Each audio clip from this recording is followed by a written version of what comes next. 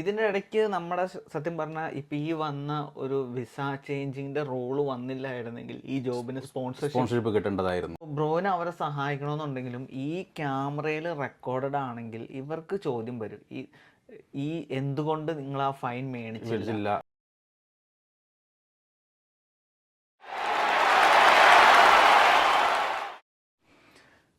Hi friends, അബീസ്വിക്കയുടെ പുതിയ വീഡിയോയിലോട്ട് എല്ലാവർക്കും സ്വാഗതം. ഇന്ന് ഞാൻ ചെയ്യാൻ പോകുന്ന ഒരു ജോബ് എന്ന് വെച്ച് കഴിഞ്ഞാൽ നമ്മുടെ മലയാളികളുടെ ഇടയിൽ വളരെ ചുരുക്കം പേര്, സത്യം പറഞ്ഞാൽ ഞാനും കഴിഞ്ഞ ആഴ്ചയാണ് ഇങ്ങനെ ജോബിന് മലയാളികളെ എടുക്കും എന്ന് വരെ അറിഞ്ഞത്. ഇതൊരു കൗൺസിൽ റിലേറ്റഡ് ജോബാണ്. ഈ കൗൺസിൽ ജോബ് എന്ന് പറയുമ്പോൾ നമ്മുടെ ഇടയിൽ പല തെറ്റിദ്ധാരണ ഉണ്ടായിരുന്നു. കൗൺസിലിൽ കയറണമെങ്കിൽ 3 വർഷം ആവണം, പിന്നെ എങ്ങനെയാണ് ഈ ജോബ് കിട്ടുന്നത്. ഈ ജോബിന് സ്പോൺസർഷിപ്പ് വരെ കിട്ടാവുന്ന ഒരു ജോബാണ്. ഇതുപോലത്തെ ഒത്തിരി നിരവധി ജോബുകൾ കൗൺസിലുണ്ട്. അപ്പം അതിനെ പറ്റിയുള്ളൊരു വീഡിയോ ആണ്. അപ്പോൾ എന്താണെങ്കിലും ഞാൻ പറഞ്ഞ് ലാഗടിപ്പിക്കുന്നില്ല, എന്താണ് നമുക്ക് വീഡിയോയിലോട്ടോ. അപ്പോൾ എൻ്റെ ഫ്രണ്ടുണ്ട്, ജസ്റ്റ് എൻ്റെ ഫ്രണ്ടിനെ പരിചയപ്പെട്ടിട്ട് നമുക്ക് വീഡിയോയിലോട്ടോ. എൻ്റെ പേര് ബിപിൻ ദാസ് എന്നാണ്. ഞാനിവിടെ ഷെഫീൽഡിൽ തന്നെയാണ് താമസിക്കുന്നത്. ഞാനിപ്പോൾ റോദർഹാം കൗൺസിലിൽ എൻഫോഴ്സ്മെൻറ്റ് ഓഫീസറായിട്ടാണ് ജോലി ചെയ്തുകൊണ്ടിരിക്കുന്നത്. ആഴ്ചയിൽ 5 ദിവസമാണ് ജോലി. 8 മണിക്കൂറാണ് ഷിഫ്റ്റ് ഉള്ളത്. രാവിലെ 8 മണി മുതൽ വൈകിട്ട് 4 മണി വരെ. അപ്പോൾ നമുക്ക് ഈ ജോലിയുടെ ഒരു സുഖം എന്ന് പറഞ്ഞാൽ ദേഹാധ്വാനം ഇല്ല എന്നുള്ളതാണ്. നമ്മളിപ്പം നമ്മുടെ ഒരു സ്വകാര്യ ആവശ്യത്തിന് പുറത്തേക്ക് ഇറങ്ങി കഴിഞ്ഞാൽ നമ്മൾ എങ്ങനെയാണോ നടക്കുക അതേപോലെ നടക്കുക. ദിവസം ഒരു 10 മൈലിൻ്റെ അടുത്ത് നടക്കാനുണ്ടാവും. പക്ഷേ അതിൻ്റെ ഒരു ബുദ്ധിമുട്ടോ ഒരു ആയാസങ്ങളൊന്നും നമ്മളെ സംബന്ധിച്ച് ഉണ്ടാവില്ല. ശരിക്കും ഒരു കൗൺസിൽ ജോബ് എന്ന് പറയുമ്പം എനിക്ക് കുറച്ച് കോമൺ ആയിട്ടുള്ള കുറച്ച് സംശയങ്ങളുണ്ട്. ശരിക്കും ഏറ്റവും ആദ്യത്തെ എൻ്റെ ഒരു സംശയം എന്ന് പറഞ്ഞാൽ, ഈ ജോബ് നമുക്ക് നമ്മളിപ്പം NHS നോക്കുവാണെങ്കിൽ നമ്മൾ പറയും ട്രാക്കിൽ നിന്നാണ് കിട്ടുന്നതെന്ന് പറയും. ഈ ജോബ് ഏത് പ്ലാറ്റ്ഫോമിൽ നിന്നാണ് നമുക്ക് കിട്ടുന്നത്? കൗൺസിൽ ജോലികൾ കിട്ടാൻ വേണ്ടിയിട്ട് പ്രധാനമായിട്ടും 2 പ്ലാറ്റ്ഫോമുകളാണ് ഞാൻ കണ്ടിട്ടുള്ളത്. ഒന്ന്, നമുക്ക് ഇൻഡീഡ് തന്നെ ഇതിൻ്റെ അപ്ഡേഷൻസ് വരും. അതല്ലാന്നുണ്ടെങ്കിൽ നമ്മളിപ്പം താമസിക്കുന്ന സ്ഥലത്തെ കൗൺസിൽ എടുത്തു കഴിഞ്ഞാൽ വർക്ക് ഫോർ കൗൺസിൽ എന്നുള്ളൊരു ലിങ്ക് എല്ലാ കൗൺസിലിൻ്റെ സൈറ്റുകളിലും ഉണ്ടാവും. അതിൻ്റെ അകത്ത് ടീച്ചിങ് അസിസ്റ്റൻ്റ് ആയിട്ടുള്ളത്, സപ്പോർട്ട് വർക്കർ ആയിട്ടുള്ളത്, ഇതേപോലെ തന്നെ എൻഫോഴ്സ്മെൻറ്റ് ഓഫീസർ ആയിട്ടുള്ളത്, പാർക്കിംഗ് വാർഡൻസ് ആയിട്ടുള്ളത്, അങ്ങനെ എല്ലാവിധ ജോലികളും അതിൻ്റെ അകത്ത് തന്നെ നമുക്ക് കൗൺസിലിന് വേണ്ടിയിട്ടുള്ള ജോലികൾ അതിൻ്റെ അകത്ത് തന്നെ കാണാൻ പറ്റും. രണ്ടാമത്തെ എൻ്റെ ഒരു ചോദ്യം എന്ന് വെച്ച് കഴിഞ്ഞാൽ, ഈ ജോബിൻ്റെ ബേസിക് ക്വാളിഫിക്കേഷൻ എന്താണ്? ബേസിക് ക്വാളിഫിക്കേഷൻ എൻ്റെ ജോലിനെ സംബന്ധിച്ച് ലാംഗ്വേജിൻ്റെ അകത്തുള്ള ഫ്ലുവൻസി മാത്രമാണ്. നമ്മൾ പറയുന്നത് മറ്റേയാൾക്ക് മനസ്സിലാവണം, അങ്ങേര് പറയുന്നത് നമുക്കും മനസ്സിലാവണം എന്നുള്ളതാണ്. ഓക്കെ. പിന്നെ എന്താണെന്നറിയില്ല, നമ്മുടെ നാട്ടിലെ പോലെയല്ല. ഇവിടുത്തെ ആളുകൾക്ക് ഐഡിയ പെട്ടെന്ന് മനസ്സിലായിക്കോളും. നമ്മളിപ്പം ഗ്രാമറും കാര്യങ്ങളും നോക്കിയിട്ട് ഇവിടുത്തെ ആളുകൾ സംസാരിക്കാറില്ല പൊതുവെ. നമ്മൾ പറയുന്നത് അവർക്ക് മനസ്സിലാവും സ്മൂത്തായിട്ട്, അവർ പറയുന്നത് നമുക്കും മനസ്സിലാവും. അത് നമ്മളൊരു വേർഡ് വെച്ചിട്ടായിരിക്കും ചിലപ്പം പിടിക്കുക. അതേപോലെ തന്നെ അതേപോലെ തന്നെ ഒരു വേർഡ് വെച്ചിട്ട് അവരും പിടിച്ചോളും. നമ്മളിപ്പം നമ്മുടെ നാട്ടിൽ ബംഗാളികൾ വന്നു കഴിഞ്ഞാൽ നമ്മളൊരു ബുദ്ധിമുട്ടും ഇല്ലാണ്ട് അവരായിട്ട് നമ്മൾ കമ്മ്യൂണിക്കേറ്റ് ചെയ്യുന്നില്ലേ, അതേ രീതിയിൽ തന്നെ ഇവിടുത്തെ ആളുകളായിട്ട് നമുക്ക് സംസാരിക്കാനും പറ്റും. പിന്നെ നമ്മുടെ ലാംഗ്വേജ് ഇമ്പ്രൂവ് ചെയ്യിക്കാൻ വേണ്ടി എന്നെ സംബന്ധിച്ച് നമ്മൾ കൗൺസിലിൻ്റെ സ്റ്റാഫായിട്ടൊക്കെ വർക്ക് ചെയ്യുന്ന സമയത്ത് നമ്മുടെ ലാംഗ്വേജ് നല്ല രീതിയിൽ ഇമ്പ്രൂവ് ചെയ്യാൻ വേണ്ടിയിട്ട് പറ്റും. നമുക്ക് UK എത്ര നാൾ കഴിയുമ്പോഴാണ് ഈ ജോബിലോട്ട് കയറാൻ പോകണം? ഇത്രയും ഒരു 1 year ഗ്യാപ്പ് അല്ലെങ്കിൽ 3 years ഓൾറെഡി ഇൻ UK അങ്ങനെ എന്തെങ്കിലും ഉണ്ടോ? അങ്ങനെയൊന്നുമില്ല. ഞാനിവിടെ വന്നത് 2023 സെപ്റ്റംബറിലാണ് ഞാൻ വന്നത്. 2024 മാർച്ച് ആദ്യം തന്നെ ആണ് ഞാൻ ജോലിക്ക് കയറിയത്. ഞാൻ വന്നിട്ട് ഒരു 6 മാസം ആകുമ്പോഴത്തേക്കാണ് ഞാൻ ഈ ജോലിയിൽ കയറിയിട്ടുണ്ട്. അത്തരത്തിലുള്ള ബുദ്ധിമുട്ടുകളൊന്നും ആരും മനസ്സിലാക്കുന്നില്ല. ഈ ഒരു ജോബിൻ്റെ ഒരു ഡേ ഇൻ എ ലൈഫ് പോലുള്ള ഒരു ഇത് പറയാമോ? സപ്പോസ് നമ്മൾ രാവിലെ പോകണു, ഡ്യൂട്ടീസ് ആൻഡ് റെസ്പോൺസിബിലിറ്റീസ് എന്തൊക്കെയാണ്? നമ്മൾ രാവിലെ ഒരു 8 മണിക്ക് നമ്മുടെ ഡ്യൂട്ടി സ്റ്റാർട്ട് ചെയ്യും. നമ്മുടെ ഡ്യൂട്ടി എന്ന് പറഞ്ഞു കഴിഞ്ഞാൽ ആളുകളുടെ പ്രവൃത്തി നിരീക്ഷിക്കലാണ്. ഇവിടെ തന്നെ അറിയാലോ, ഇപ്പം 100 മീറ്റർ ഗ്യാപ്പിൽ ബിന്നുകളും കാര്യങ്ങളൊക്കെ ഉണ്ട്. അത് ആളുകൾ കൃത്യമായിട്ട് ഉപയോഗിക്കുന്നുണ്ടോ, അതെല്ലാം ആളുകൾ അലക്ഷ്യമായിട്ട് അവരുടെ കൈവശത്തുള്ള റബ്ബിഷുകൾ എന്തെങ്കിലും റോഡുമ്മ കളയുന്നുണ്ടോ അല്ലെങ്കിൽ പൊതുയിടങ്ങളിൽ കളയുന്നുണ്ടോ എന്നുള്ളത് പരിശോധിക്കുക. പിന്നെ അതേപോലെ തന്നെ ഡോഗ് ഫൗളിംഗ് എന്ന് പറയുന്നൊരു സംഭവമുണ്ട്. അവരുടെ പെറ്റുകൾ അപ്പിയിട്ട് കഴിഞ്ഞാൽ അത് ക്ലീൻ ചെയ്യുക എന്നുള്ളത് അതിൻ്റെ ഉടമസ്ഥൻ്റെ ബാധ്യതയാണ്. അവരത് ചെയ്യുന്നില്ലെങ്കിൽ അവർക്കൊരു ഫിക്സ് പെനാൽറ്റി നോട്ടീസ് കൊടുക്കുക. ഇപ്പോൾ ചിലപ്പോൾ നമ്മൾ ക്യാഷ് മെഷീനിൽ എടുത്ത ഒരു സ്ലിപ്പായിരിക്കും, അല്ലെങ്കിൽ നമ്മൾ മുഖം തുടച്ചൊരു ടിഷ്യൂ പേപ്പർ ആയിരിക്കും, അല്ലെങ്കിൽ നമ്മൾ വലിച്ചൊരു സിഗരറ്റിൻ്റെ കുറ്റിയായിരിക്കും. അത് അങ്ങനെ ചെറിയ സാധനം മുതൽ എന്ത് വലിയ സാധനങ്ങളും ബിന്നിലല്ലാതെ പുറത്താണ് കളയുന്നതെങ്കിൽ അവർക്കൊരു ഫിക്സ് പെനാൽറ്റി നോട്ടീസ് അടച്ചു കൊടുക്കുക എന്നുള്ളതാണ് ജോലി. പിന്നെ അതേപോലെ തന്നെ നമുക്ക് പബ്ലിക് സ്പേസ് പ്രൊട്ടക്ഷൻ ഓർഡേഴ്സ്, പൊതുസ്ഥലങ്ങളിൽ ആൽക്കഹോൾ യൂസ് ചെയ്യുക. പിന്നെ പൊതുസ്ഥലങ്ങളിലേക്ക് വരുന്ന സമയത്ത് മറ്റേ പെറ്റുകൾക്ക് ബെൽറ്റ് ഇടാതെ കൊണ്ടുവരിക, പിന്നെ ചൂയിങ്കം ബിന്നിലിടാതെ പുറത്ത് കളയുക, അത്തരത്തിലുള്ള പൊതുസ്ഥലങ്ങളിലുള്ള ആളുകളുടെ പ്രവൃത്തി നിരീക്ഷിക്കുക. അവരുടെ പ്രവൃത്തികൾ ഒരു പൊതുസമൂഹത്തിന് ബുദ്ധിമുട്ടുണ്ടാക്കുന്ന തരത്തിലാണെങ്കിൽ അവരെ അതിനൊരു ഫൈൻ അവർക്ക് നൽകുക എന്നുള്ളതാണ് ജോലി. അവരുടെ സേഫ്റ്റിക്ക് വേണ്ടിയിട്ടും നമ്മുടെ സേഫ്റ്റിക്ക് വേണ്ടിയിട്ടും കമ്പനി നമുക്ക് ഒരു ക്യാമറ പ്രൊവൈഡ് ചെയ്യുന്നുണ്ട്. അത് നമ്മൾ റെക്കോർഡിങ്ങിലായിരിക്കും ഉണ്ടാവുക. നമ്മുടെ അടുത്തേക്ക് നമ്മളൊരാളുമായിട്ട് സംസാരിക്കുന്നതോ അല്ലെങ്കിൽ നമ്മൾ നടക്കുന്നതോ കാര്യങ്ങളൊക്കെ ഫുൾ ടൈം റെക്കോർഡിങ്ങിലായിരിക്കും. അതുകൊണ്ട് തന്നെ നമ്മൾ മോശമായിട്ട് ഒരാളടുത്ത് നമുക്കും പെരുമാറാൻ പറ്റില്ല. നമ്മുടെ അടുത്ത് ആരെങ്കിലും മോശമായിട്ട് പെരുമാറിയിട്ടുണ്ടെന്നുണ്ടെങ്കിൽ ആ റെക്കോർഡിങ് വെച്ചിട്ട് പോലീസ് കേസും കാര്യങ്ങളൊക്കെ ആയിട്ട് പോവുകയും ചെയ്യും. ശരിക്കും ഈ ജോബിലും തന്നെ നമ്മുടെ മെയിൻ ചലഞ്ചസ് എന്തൊക്കെയാണ്? മെയിൻ ചലഞ്ചസ് എന്ന് പറഞ്ഞു കഴിഞ്ഞാൽ നമ്മളൊരാളെ കാണുക, അവരെ നമ്മൾ സ്പോട്ട് ചെയ്യണം. ഫസ്റ്റ് ഇവർ ഇത് കളയോ ഇല്ലയോ എന്നുള്ളത് നമ്മൾ സ്പോട്ട് ചെയ്യണം. സ്പോട്ട് ചെയ്ത് കഴിഞ്ഞ് നമ്മൾ അവരുടെ അടുത്ത് അപ്രോച്ച് ചെയ്യണം. അതൊക്കെ നമ്മൾ ഏറ്റവും മാന്യമായ രീതിയിൽ കൈകാര്യം ചെയ്യണം അവരായിട്ട് സംസാരിക്കുന്നത്. എന്നിട്ട് അവരുടെ ഡീറ്റെയിൽസ് നമ്മൾ ചോദിച്ച് വാങ്ങിയെടുക്കുക എന്നുള്ളതാണ് ഏറ്റവും ചലഞ്ചിങ് ആയിട്ടുള്ള കാര്യം. അതിലിപ്പോൾ ചില സമയത്ത് ഞാൻ ഒരു പ്രാവശ്യം ഫേസ് ചെയ്തപ്പോൾ അവരുടെ ആരോ മരിച്ചിട്ട് നിൽക്കുന്ന സിറ്റുവേഷൻ ആയിരുന്നു. പക്ഷേ ക്യാമറ റെക്കോർഡിംഗ് ആയതുകൊണ്ട് നമുക്കത് പകുതിയിൽ നിന്ന് കളയാൻ പറ്റില്ല. അപ്പം ആ സിറ്റുവേഷൻ അനുസരിച്ച് നിന്നിട്ട് അവരുടെ ഡീറ്റെയിൽസ് വാങ്ങിയെടുക്കുക, എന്നിട്ട് അവർക്ക് നോട്ടീസ് കൊടുക്കുക. ഇനിയിപ്പോൾ നിങ്ങൾ നോട്ടീസ് വാങ്ങിച്ചിട്ടില്ലെങ്കിൽ പോലും നമുക്കത് പോസ്റ്റലായിട്ട് അയക്കാനുള്ള സൗകര്യങ്ങളുണ്ട്. പിന്നെ ഇനിയിപ്പം നിങ്ങളൊരു വണ്ടിക്കകത്താണ് ഇരുന്ന് സ്മോക്ക് ചെയ്ത് അല്ലെങ്കിൽ എന്തെങ്കിലും സാധനങ്ങൾ വണ്ടിക്കകത്താണ് കളയുന്നതെങ്കിൽ നിങ്ങൾ ഡീറ്റെയിൽസ് തരാൻ റെഡിയല്ല എന്നുണ്ടെങ്കിൽ ആ വണ്ടിയുടെ രജിസ്ട്രേഷൻ ഡീറ്റെയിൽസ് വെച്ചിട്ട് ഫൈൻ അടിക്കാൻ പറ്റും. ഞാനൊരു സിറ്റുവേഷൻ നോക്കുകയാണ്. ഇപ്പം ഞാൻ അവിടെ ഉണ്ട്, ഞാൻ സിഗരറ്റ് വലിച്ചുകൊണ്ടിരിക്കുകയാണ്, എൻ്റെ അടുത്തോട്ട് വന്ന് ചോദിക്കുകയാണ് എൻ്റെ ഡീറ്റെയിൽസ്. ഞാൻ ഒരു വിധത്തിലും കോപ്പറേറ്റ് ചെയ്യണില്ല.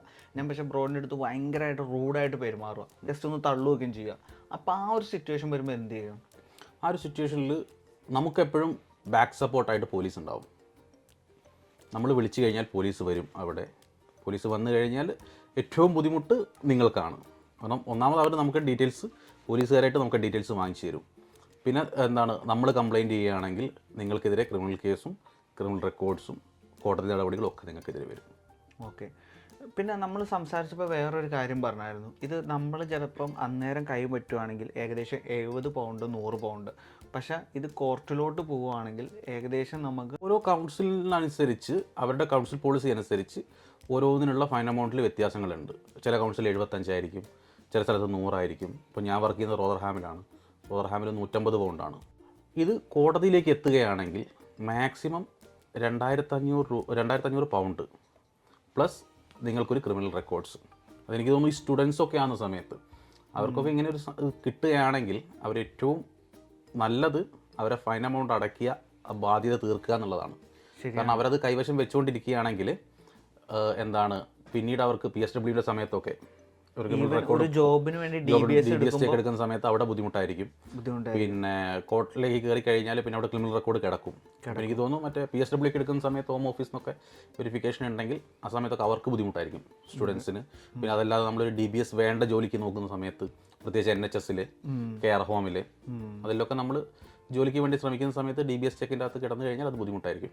അതൊരു വലിയ എമൗണ്ട് ആയിട്ട് നിങ്ങൾക്ക് തോന്നുന്നുണ്ട് എന്നുണ്ടെങ്കിൽ നിങ്ങൾക്ക് കൗൺസിലുമായിട്ട് ബന്ധപ്പെട്ട് കഴിഞ്ഞാൽ ആഴ്ചയിൽ ഇത്ര പൗണ്ട് വെച്ച് അത് അടച്ചു തീർക്കാനുള്ള സൗകര്യം കൗൺസിൽ ചെയ്തു കൊടുക്കും. ഇനിയിപ്പോൾ അഥവാ നിങ്ങൾ കുറ്റം ചെയ്തിട്ടില്ല എന്ന് നിങ്ങൾക്ക് 100% ബോധ്യമുണ്ടെങ്കിൽ നിങ്ങൾക്ക് ഈ ടിക്കറ്റിനെ ചലഞ്ച് ചെയ്യാനും പറ്റും. നമ്മുടെ ആളുകൾക്ക് പലതും ഇവിടെ ചെയ്യാവുന്ന തെറ്റാണ്. കാര്യം ഞാൻ പാർക്കിൽ പോകുമ്പോൾ ഇപ്പം സത്യം പറഞ്ഞാൽ ഞാൻ ചെയ്തിട്ടുണ്ടായിരുന്നു. എൻ്റെ മക്കളെയും കൊണ്ട് ഞാൻ പാർക്കിൽ പോകുമ്പോൾ ബേഡ്സിന് ഇതിട്ട് കൊടുക്കണം, ഷോർട്ട് ബ്രെഡ് നമ്മൾ പൊടിച്ച് ഇട്ട് കൊടുക്കാറുണ്ടായിരുന്നു. പക്ഷെ അതൊരു തെറ്റായിരുന്നു എന്ന് എനിക്കറിയില്ലായിരുന്നു. അങ്ങനത്തെ ഇവിടെ ശരിക്കും പബ്ലിക്കായിട്ട് ഫീഡിങ് പ്രാവുകൾക്കോ അല്ലെങ്കിൽ താറാവുകൾക്കൊക്കെ പബ്ലിക്കായിട്ടുള്ള ഫീഡിങ് നിരോധിച്ചതാണ്. അത് പറ്റില്ല. ശരിക്കും നിങ്ങൾ ചെയ്യുന്നത് ഒരു ടൈപ്പ് ഓഫ് ലിറ്ററിങ് ആണ്. അത് നിങ്ങൾക്ക് ചെയ്യാൻ പറ്റില്ല. ഇവിടെ പബ്ലിക്കായിട്ട് ഇങ്ങനെ ഫീഡ് ചെയ്യുന്ന പരിപാടി ഇവിടെ ഇല്ല. നമ്മൾ താമസിക്കുന്നിടത്ത് നമുക്കൊരു ഡൊമസ്റ്റിക് ബിൻ കൗൺസിൽ വക ഉണ്ടാവും. നമ്മൾ അതിൽ കളയാതെ റോഡ് സൈഡിലുള്ള ബിന്നുകളിൽ വേസ്റ്റ് കൊണ്ടുവച്ചിടുക, അത് ഒഫൻസാണ്. പറയുമ്പോൾ നമ്മൾ ബിന്ന് തന്നെയാണ് യൂസ് ചെയ്യുന്നത്. പക്ഷേ നമ്മൾ ഡൊമസ്റ്റിക് ആവശ്യങ്ങൾക്ക് ഉള്ള ഡൊമസ്റ്റിക് ആയിട്ടുള്ള വേസ്റ്റുകൾ ആ ഡൊമസ്റ്റിക് ബിന്ന് യൂസ് ചെയ്യുക. മറ്റേത് നമ്മൾ റോഡിൽ കൂടെ പോകുന്ന സമയത്ത് നമ്മൾ എന്തെങ്കിലും വാങ്ങി കഴിക്കുന്നതോ അല്ലെങ്കിൽ അത്തരത്തിലുള്ള സാധനങ്ങളൊക്കെ കളയാനുള്ളതാണ്.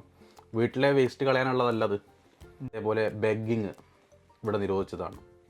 അപ്പം നമ്മുടെ ഈ സിറ്റി സെൻറ്ററിലേക്ക് കാണുന്ന ഹോംലെസ് ആയിട്ടുള്ള ആളുകൾ അവർ ശരിക്കും ബെഗ് ചെയ്യാൻ പാടില്ല. ഹോംലെസ്സുകൾക്ക് ശരിക്കും എനിക്ക് തോന്നുന്നു ആഴ്ചയിൽ 70 പൗണ്ട് വെച്ചിട്ടെങ്ങാണ്ട് ഇവിടുത്തെ ഗവൺമെൻറ് പബ്ലിക് ഫണ്ടിൽ നിന്ന് കൊടുക്കുന്നുണ്ട്.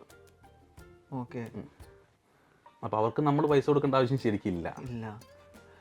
ഓക്കെ. നമ്മുടെ നാട്ടിൽ ഗവൺമെൻറ് ഭാഗത്ത് ആനുകൂല്യങ്ങൾ ഉണ്ടെങ്കിൽ പോലും കൃത്യമായിട്ട് അത് ആളുകൾക്ക് കിട്ടുന്നില്ല. ഇത്തരത്തിലുള്ള ആളുകൾക്ക് നമ്മൾ സർക്കാർ സ്ഥാപിതമായിട്ടുള്ള വല്ല ഹോമിലൊക്കെ പോയി താമസിക്കുന്നവർക്ക് അങ്ങനത്തെ കിട്ടുന്നുള്ളൂ. പക്ഷേ ഇവിടെ ഇത്തരത്തിലുള്ള ഹോംലെസ്സുകൾക്ക് ഹോംലെസ് എന്ന് പറഞ്ഞാൽ എന്താണ്, അവർക്കൊരു അഡ്രസ്സ് ഇല്ലാന്നേ ഉള്ളൂ.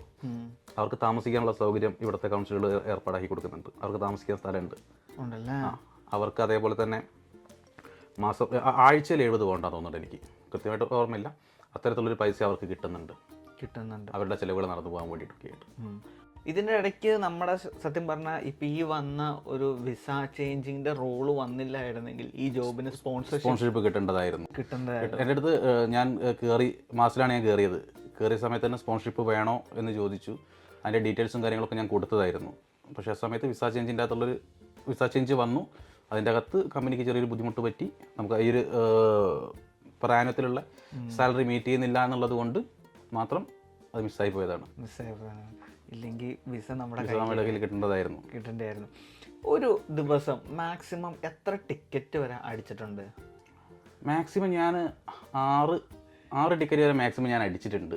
ബ്രോനെ അവരെ സഹായിക്കണമെന്നുണ്ടെങ്കിലും ഈ ക്യാമറയിൽ റെക്കോർഡഡ് ആണെങ്കിൽ ഇവർക്ക് ചോദ്യം വരും, ഈ എന്തുകൊണ്ട് നിങ്ങൾ ആ ഫൈൻ മേടിച്ചില്ല, ഇതാക്കിയിട്ടില്ല എന്നുള്ളത്, അതുകൊണ്ട് ജോലി ചെയ്തില്ല എന്നുള്ളത് നമ്മളെല്ലാവരും മനസ്സിലാക്കേണ്ട ഒരു കാരണമാണ്. അല്ല നമ്മൾ ഒരാൾക്കടെ 100 കൊണ്ട് കളയാൻ വേണ്ടി ചെയ്യുന്നതല്ല. നമ്മളത് കണ്ടു കഴിഞ്ഞാൽ നമ്മളത് ഇടപെട്ടു. കണ്ടു കഴിഞ്ഞാലേ നമുക്ക് ഇടപെടാൻ പറ്റുള്ളൂ. നമ്മൾ കാണാത്തൊരു കാര്യത്തിന് നമുക്ക് ഇടപെടാൻ പറ്റില്ല. ഇപ്പോൾ ആരെങ്കിലും ഒരാളുടെ കയ്യിലൊരു സാധനം നമ്മൾ നോക്കുമ്പോൾ ഉണ്ട്, ഒരു 5 മിനിറ്റ് നമ്മൾ കഴിഞ്ഞ അയാളെ നോക്കുന്ന സമയത്ത് അയാളുടെ കയ്യിൽ ആ സാധനം കാണുന്നില്ല എന്നുണ്ടെങ്കിൽ നമുക്ക് അവർ കളഞ്ഞു എന്നോ അല്ലെങ്കിൽ അവർ ബിൻ ചെയ്തോ ഇല്ലയോ എന്നുള്ളത് നമുക്ക് ഉറപ്പിക്കാൻ പറ്റില്ല. ആ ഒരു സാഹചര്യത്തിൽ നമുക്ക് ഒന്നും ചെയ്യാൻ പറ്റില്ല. അവർ ചിലപ്പം കളഞ്ഞതായിരിക്കും, പക്ഷെ നമ്മളത് കണ്ടിട്ടില്ല. കണ്ടു കഴിഞ്ഞ് നമ്മൾ ഇടപെട്ട് കഴിഞ്ഞാൽ അവരുടെ സിറ്റുവേഷൻ ഏതാണെന്ന് മനസ്സിലാക്കി കഴിഞ്ഞിട്ട് നമുക്കതിൻ്റെ അകത്തുനിന്ന് അവരെ ഒഴിവാക്കാൻ വേണ്ടിയിട്ട് പറ്റില്ല ഈ ക്യാമറ കാരണം.